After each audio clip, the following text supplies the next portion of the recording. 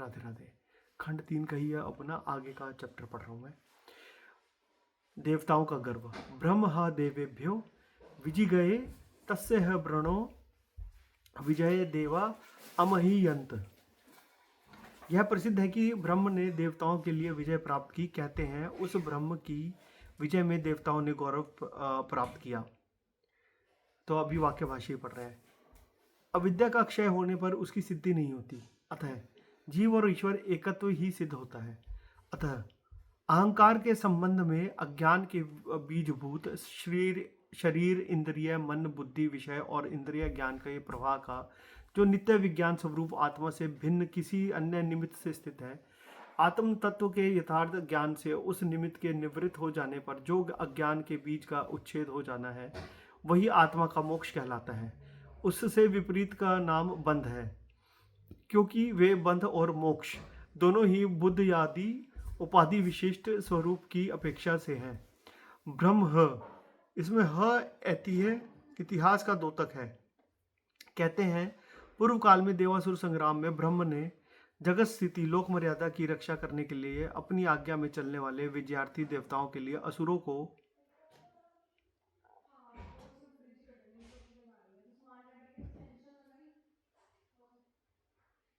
जीत लिया, अर्थात ब्रह्म की इच्छा रूप निमित्त से देवताओं की विजय हो गई। ब्रह्म की उस विजय में देवताओं को महत्ता प्राप्त हुई। लोक की स्थिति के हेतुभूत यज्ञादि को नष्ट करने वाले असुरों को पराजित होने पर देवताओं ने वृद्धि और खूब सत्कार प्राप्त किया।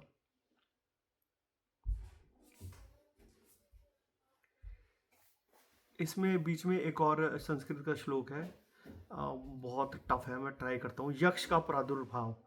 ता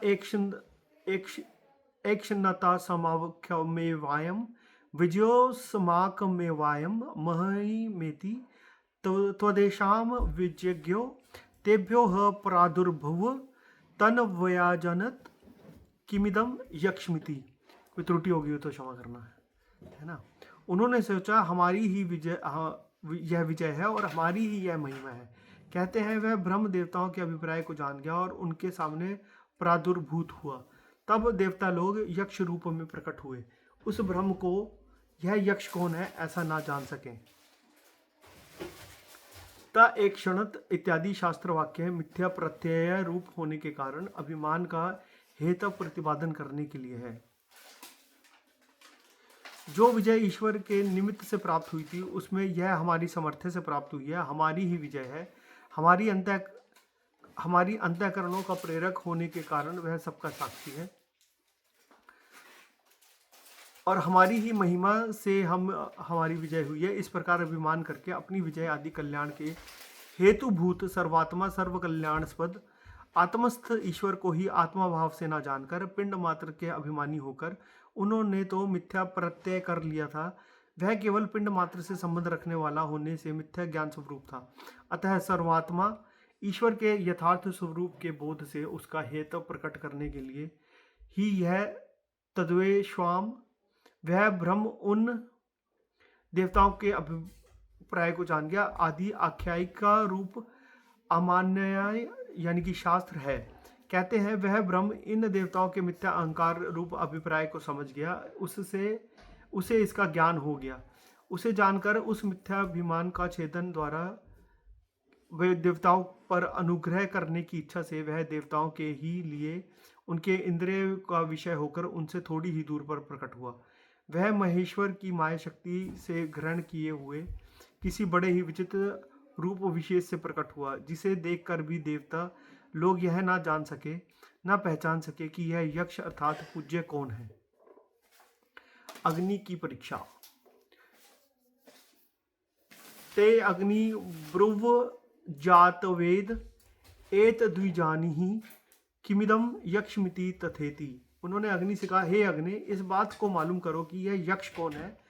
उसने कहा, बहुत अच्छा। अग्नि बोल के जा रही है कि बहुत अच्छा, ठीक है, पता करती हूँ।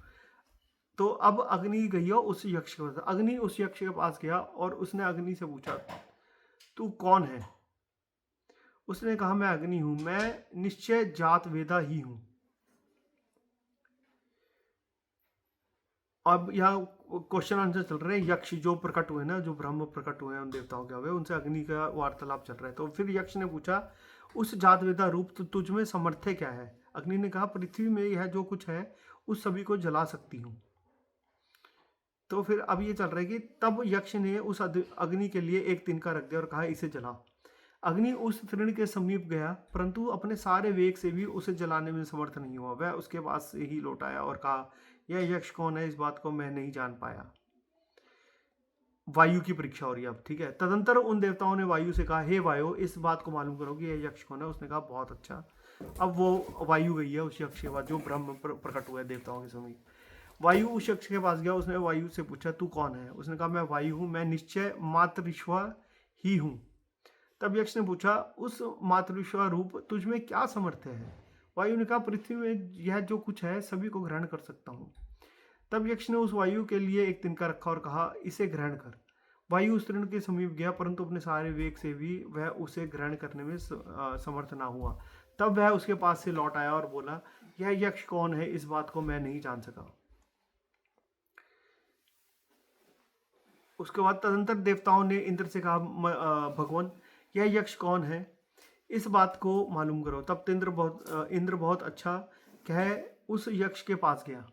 अब इंद्र गया, ठीक है, किंतु वह इंद्र के सामने से अंतर्धान हो गया। वह इंद्र उसी आकाश में जिसमें कि यक्ष अंतर्धान हुआ था एक अत्यंत शोभामयी स्त्री के पास आया और उस सोना भूषण भूषिता अथवा हिमालय की पुत्री उमा पार्वती रूपिणी ब्रह्म विद्या से बोला, यह यक्ष कौन है?